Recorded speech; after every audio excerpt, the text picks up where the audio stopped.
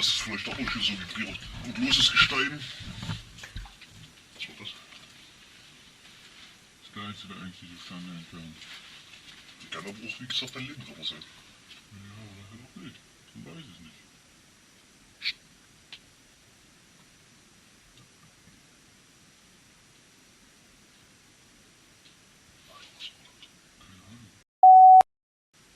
Hast du gerade so komisch geklopft?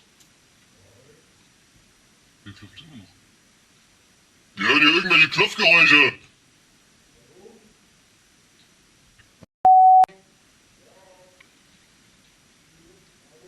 Beweg dich einfach mal nicht.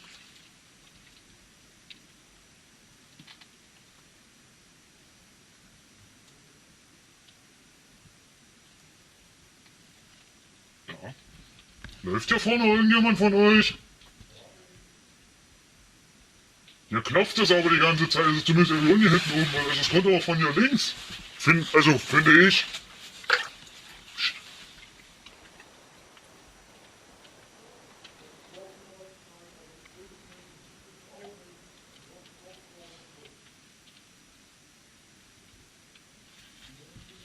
Alter, was ist denn das für Wie Klopfgeräusche. Aber die kommen, wenn ich zu dir spreche, nach links. Also quasi aus eurer Richtung. Nee, das ist immer so intervallsmäßig. So intervallsmäßig, so tap, tap, tap. Intervallsmäßig. Nee, irgendwo hier Bergwerk, wir wissen nicht wo genau her. Ich nehme das Geräusch von links wahr, also... Bin ich paranoid? Lauf.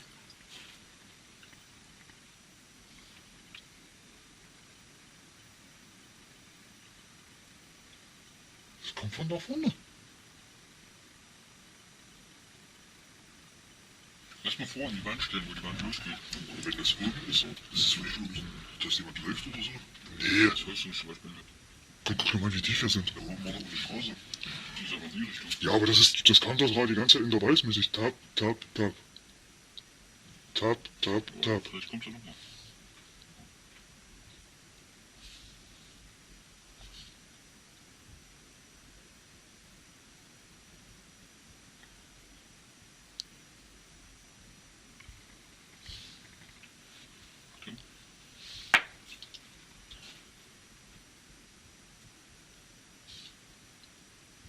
Der hat doch reagiert.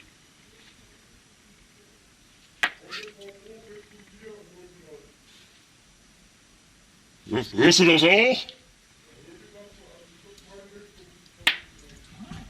Ja, wenn wir hier stehen, ist es in Richtung, kommt das aus deiner Richtung.